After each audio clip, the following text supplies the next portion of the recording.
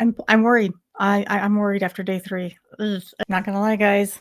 Day 3 of the Lori Vallow trial, when she's facing the charges against conspiracy to commit homicide of Brandon Boudreaux. He's the one victim who survived, thank heavens. I'm worried. I'm worried after day 3. Ugh. They've done an excellent job at proving Alex's involvement, but not hers. So we've tiptoed up to the edge a little bit. They can't bring in the Idaho stuff, or the Charles stuff. They've hinted. There's so much context I want to give the jury, guys, and of course we can't do that. Oh, it is maddening.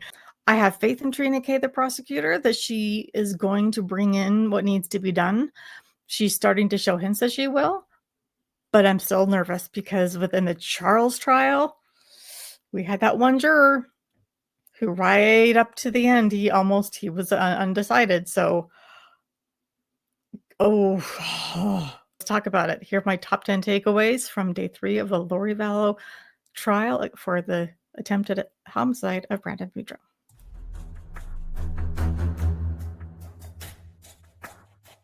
If you're new here, I'm Annette Lyon, USA Today best-selling author of the suspense novel Just One More and a whole bunch of other stuff. Also award-winning author, former editor, a whole bunch of other things. Here we discuss true crime often, but not always, where it intersects with religion. And then we have chocolate on the side because you gotta have something sweet in the middle of all the bitter. I have opinions. I rant. That's what we do here. We respect all faith traditions and those with no faith traditions. That includes my faith as well. And a quick reminder to like and subscribe. It really helps the channel and helps other people find this kind of content who would be interested in it. Ready?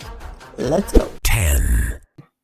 Lori doesn't understand that witnesses have expertise in what they're testifying to. This is bizarre. We have Dan, the window tinting man, who's flown in from Rexburg, Idaho to testify. All right, here is Dan, the window tinting man. He put on the really dark tint on the back of Alex's Jeep, which, is actually illegal. So good job, Dan. Date was asking him about the different levels of the tinting and the film and then this and that. And the level that he put on that back window would have been so dark that very little light would come through. And she asked, would you have been able to see into that window to see who was inside? And he says, no, not unless you're right up close. Lori then objected to this. So if there's already tint on the car and then you add the 5%, does that make it even darker than what we would expect on a normal 5%?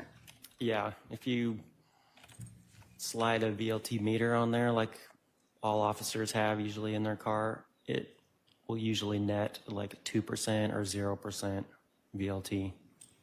And so would that mean you can't see anything in the back? Yeah, dark. So if someone was laying or sitting in the back of this Jeep and you tried to walk by and look in there, you wouldn't be able to see it? Objection. No. Speculation. Overruled. Having worked on these cars and seen what this looks like, are you familiar with whether or not you can see someone inside the vehicle with that dark of tint? Yes, definitely. So from your personal experience, you are telling us that with the 5% and then the additional factory tint, you would not be able to see into the back of that Jeep. Broad daylight, you can't see in. Okay, Lori, he does not necessarily have a PhD in this stuff, but this is his profession. He does this all the time. He would know from experience. Probably hundreds, if not thousands of hours of experience, what that tint would look like and how it would work. Lori, come on. When I'm listening to the trial, I'm often doing other things, so I didn't see his face at first. And then when I looked at him, I was like, wait, is he wearing a long sleeve t-shirt to testify in court? Who does that? Granted, he still looks about 15 and like a cute little, want to pinch the little chubby cheeks, a little cute little boy, but he's clearly an adult and he should know better. Wear a shirt and tie, dude. Dress up a bit. A t-shirt, really?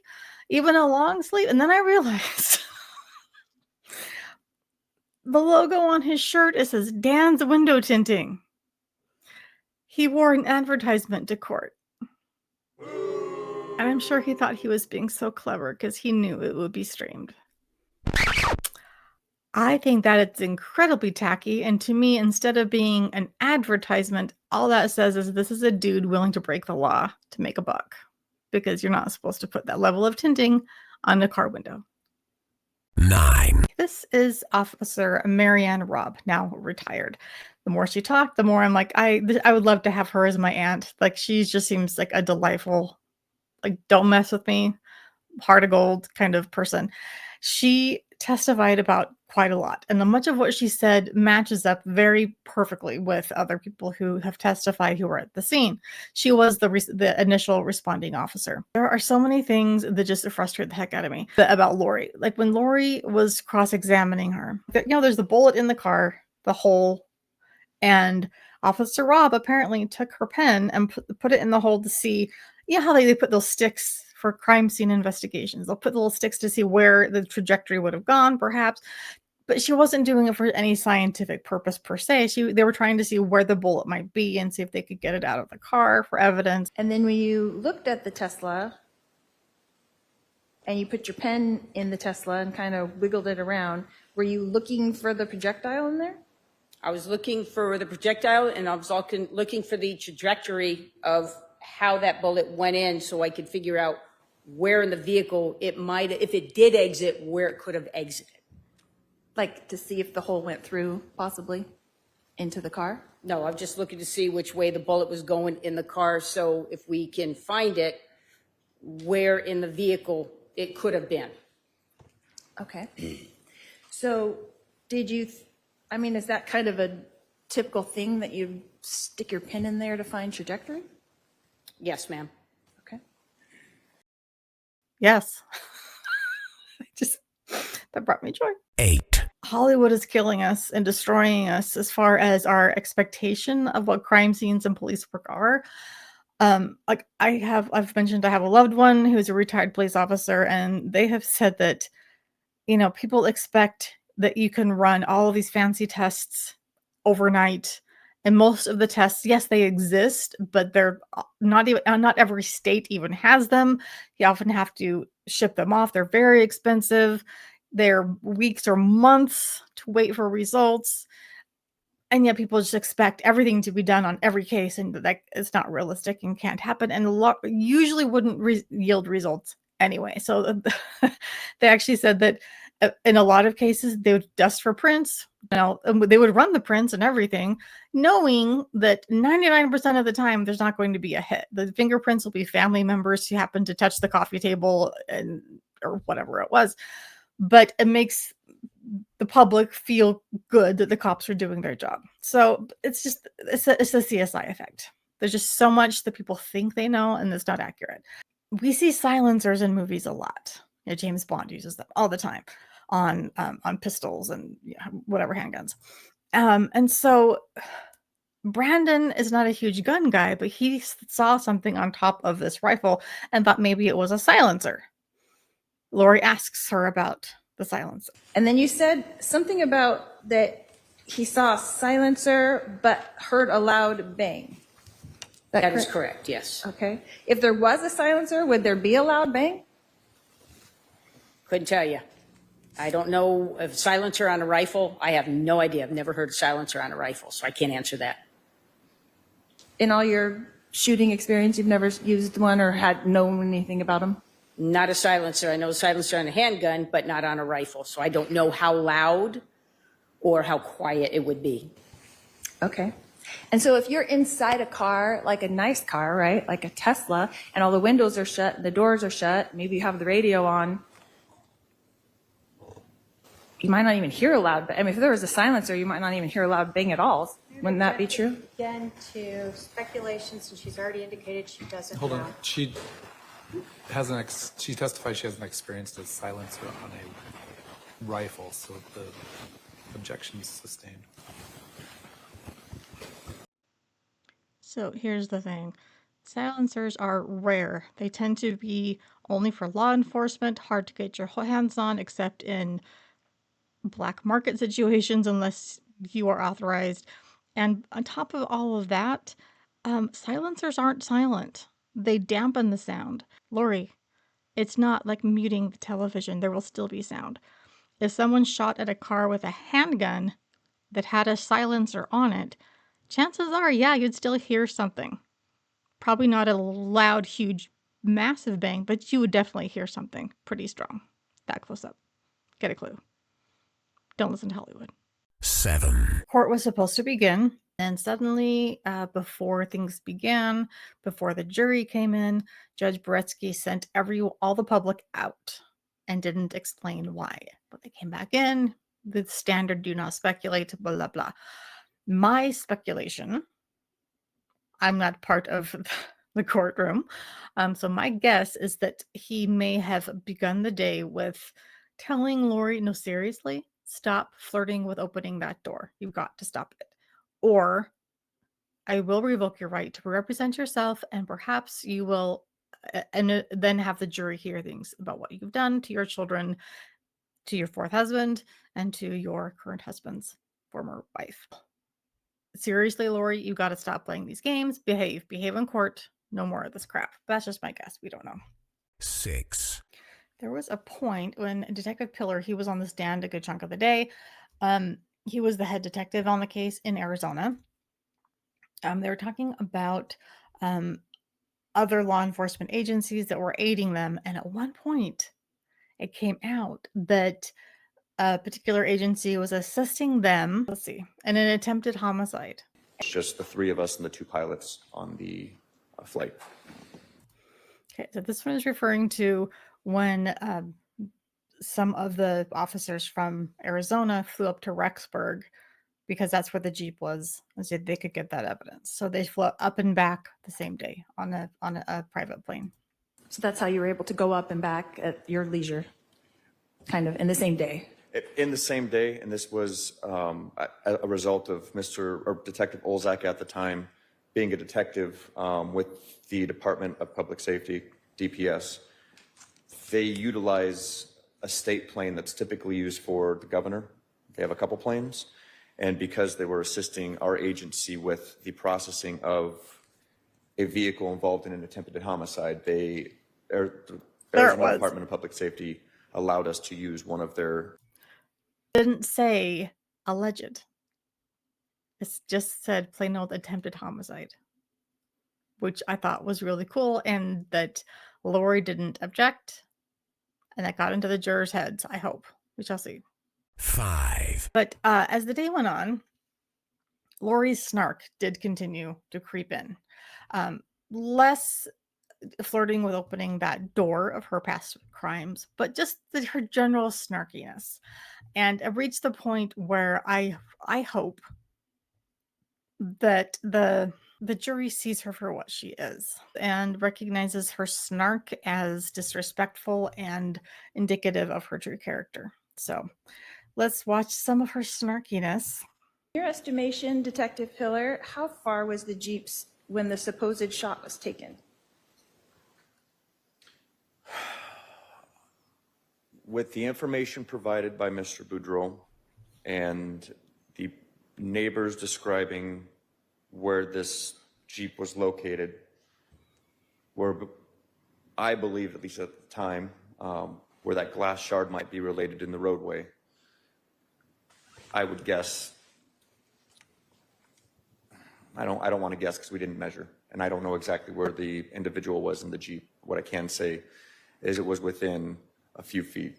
And when I say a few feet, I'm going to say 10 to 20 feet of a moving vehicle approaching where the projectile hit the Tesla. Okay, and why were no measurements taken?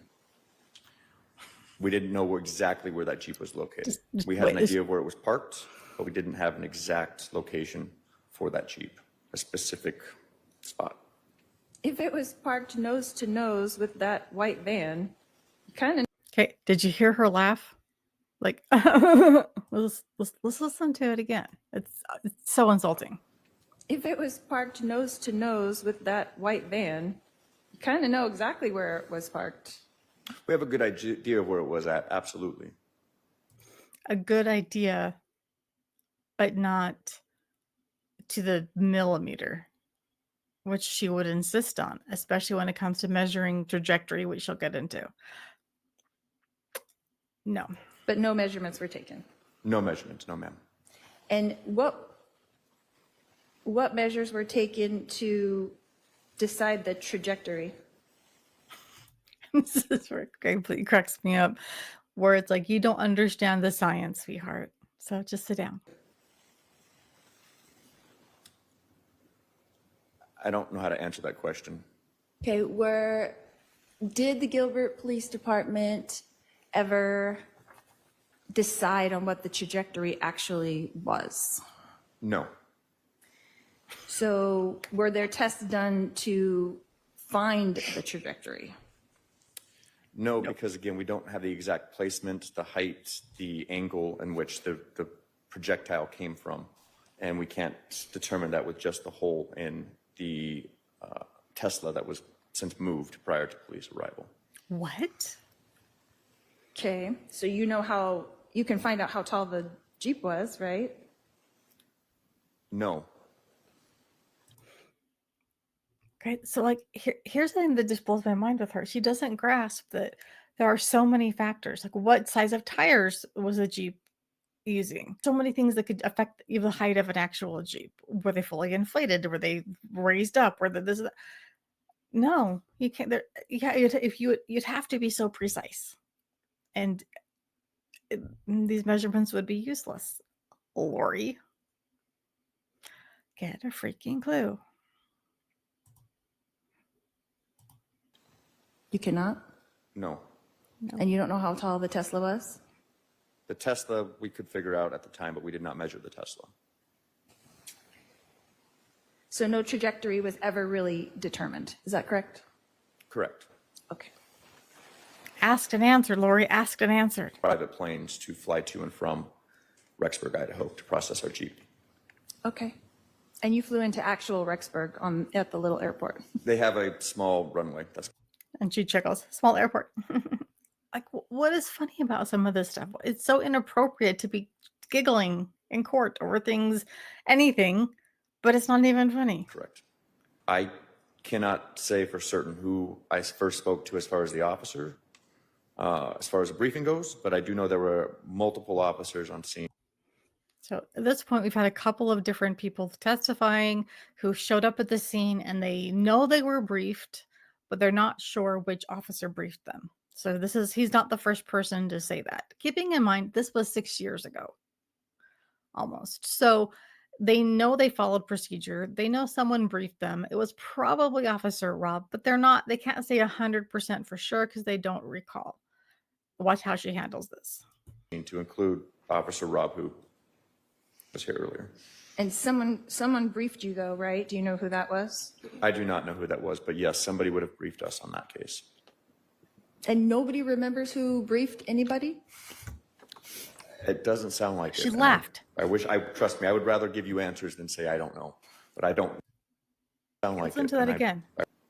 And nobody remembers who briefed anybody? It doesn't sound like it, and I wish I. She's laughing through her nose.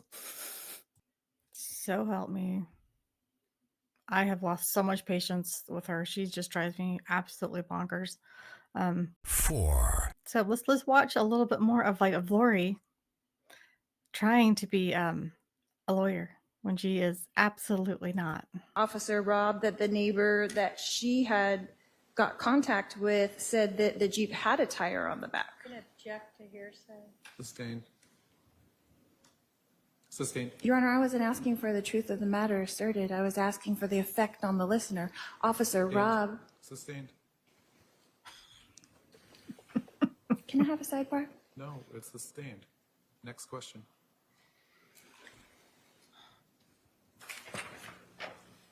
Oh, she's pissed. In your estimation, I swear, Schadenfreude is real, y'all. Schadenfreude is real. I find an immense amount of pleasure in her frustration and pain because she's so freaking annoying. There are so many times when she is doing her little pretend lawyer crap where the state will object on so many different things, and she gets all pissed off that it's sustained.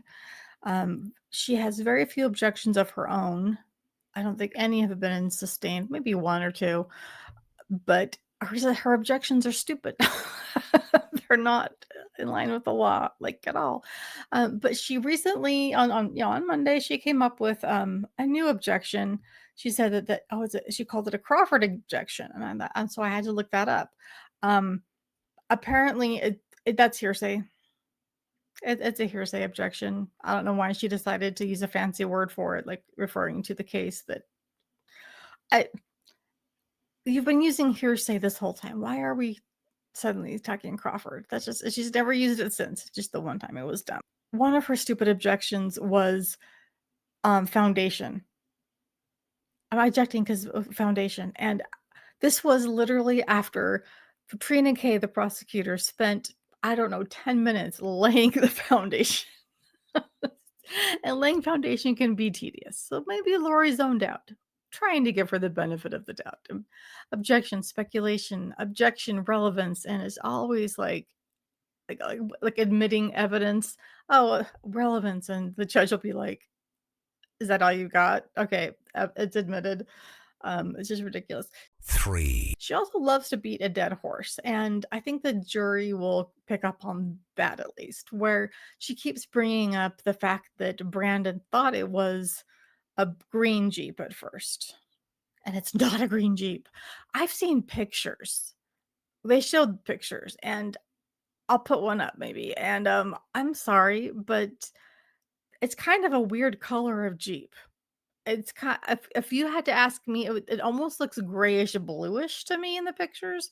I don't know how many levels of screen changing. I mean, because it's their screen recording, and then now it's my computer, and then it's whatever. So it's me, but it's kind of a darkish color, but it's not even as dark as I thought based on how people are describing it. But at the same time, the detective pillar even I'm forgetting, talked about how in the heat of an intense situation, such as being shot at, it can be somewhat traumatic and you will not remember things like colors. He went on and said hairstyles, clothing, a lot of basic details you will get wrong because you're in this trauma response and the fight or flight situation. So it's not unusual to misremember a color of a car or something similar. At the same time, I would also say, even if you're not colorblind, every person has slightly different rods and cones in their eyes, and men on average have fewer cones, which means they don't detect colors different and the differentiation quite as easily as women, generally speaking. My husband often has said, "That looks green to me," and I'm like, "That actually is gray." He's not colorblind. Gray and green don't look that different to some people. So it's not, but she keeps harping on it as if that matters. She also harps on, well, what if it was actually a handgun and not a rifle? And we've had witnesses try to explain that makes no difference because Trina Kay made some great recross on that, saying that handguns can kill too. It doesn't matter what Brandon thought he saw if he actually was shot at by a weapon. If there was a projectile heading and toward him and it was intended for him to take him out, it doesn't matter what kind of weapon it came from if he thought it was one thing and it was actually another. It's not that the crime still occurred. His belief doesn't make a difference. 3, The license plate reader. They had a young gentleman, I'm forgetting his name right now, but he was from the Drug Enforcement Agency. They have license plate readers, especially along roads where known drug trafficking happens. So they can track some of those vehicles. And so there was at least one, if not, I think maybe two pictures of the Jeep as it was heading to and from the crime, basically. She kept jumping on the fact that, well, you didn't have any license plate reader pictures from Gilbert or from this area, or what about this city? There are a whole bunch of license plate readers run by a whole bunch of different agencies. These were the ones we're looking at were just from the DEA. Number one. Number two, there's a lot of factors that can determine whether an image is captured or if it's clear, whether it's kept in the system for very long. By the time the police try to find it, maybe it's not there anymore in a particular jurisdiction. And there are measures people can take to try to obscure their license plates. There are so many reasons why no other camera that the DEA had access to didn't have more pictures. There were pictures, and they confirmed it was the same vehicle. Why do we care if there weren't 85 or 100? In fact, she complained when there was several pictures of the same thing because she said it was cumulative or whatever. 2, One more thing that Officer Rob said that just brought me joy because she's awesome. That I'm hoping the jury caught. She said, "Well, with his shooting," meaning Brandon, and she emphasized the word "his." Well, with his shooting, and that's one of those things. Did the jury catch it that she was emphasizing his, which kind of implies there was another shooting, meaning Charles? Did they catch that? And there's been several references to an incident on July 11th of that year. Did they connect the dots that there was a shooting on July 11th of that year? I hope so. 1, Finally, here are the bits and the ways they've been tiptoeing toward the door of Lori's past crimes that I hope they can knock down the door and walk right through. Although, yes, Judge Bretsky is trying so hard to keep those out so that nothing can be overturned on appeal. We do not want that, of course. And bringing in past acts could be prejudicial to the jury, even if they're legally allowed to do that. You never know how an appellate court will look at it. Here are some of the ways that they tiptoed toward the history. Several references to July 11th, an incident that was also in Arizona. Then we learned about a track phone, a burner, one of the many burner phones they had, that was linked to Lori and Chad, and the phone was bought on September 25th, activated the next day on the 26th, and then it was only in use from September 26th to October 2nd, and then it was stopped. It was never used again. So they're starting to bring her in a little bit here and there. They also talked about call records that were obtained about the July 11th incident. So again, hoping that the jury is paying attention to some of that. And then the judge actually referred to the door in front of the jury. That was big, because up to this point, I had only seen him, from what I recall, refer to opening that door with outside of the jury's presence when he's warning her, when Trina K is saying she's 504B and 505, she's opening the door and she can't be saying these things or we're going to rebut. And the judge says, "That's right, you can't do that." But it's always been outside of the jury's presence until Monday. And he finally, it wasn't, again, he didn't go into detail, but he did say this. And was it your understanding from that conversation that Brandon hired him to track Melanie? I'm going to object, Your Honor. Sustain. Sustain. What is the legal objection? I love this. It calls for hearsay. It's not. And feels like the prosecutor, Trina K, was like, she lists off two possible ones, and then at the same time, the judge is speaking and gives several more. Sustain. What is the legal objection? Well, it calls for hearsay. It's not relevance, and it also could open the door to something you don't want it open to.